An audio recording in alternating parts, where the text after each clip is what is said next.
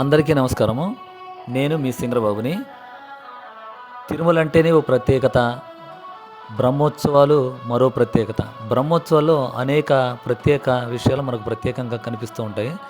దానిలో భాగంగా కొంతమంది చెన్నై భక్తులు స్వామివారికి గొడుగులను సమర్పించడం జరుగుతుంది.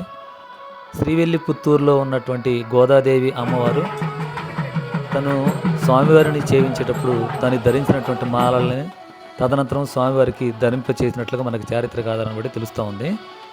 దానిలో భాగంగా బ్రహ్మోత్సవాలలో 5వ రోజు ఉదయం ధరించేటువంటి మోహిని అవతారంలో అమ్మవారు ధరించినటువంటి పూమాలలు, తులసి మాలలు, అదేవిధంగా చిలుకలని అమ్మవారికి ధరింపజేసి శ్రీవిల్లిపుత్తూరు నుండి ప్రత్యేకంగా తిరుమలలోని పెద్ద జీయంగారి మఠానికి తీసుకుని వచ్చి అక్కడ నుండి పెద్ద జీయంగారు మాడ వీధులలో వీటన్నిటిని ఊరేగింపుగా తీసుకునేటి శ్రీవారి ఆలయంలో ఇవ్వడం జరుగుతుంది.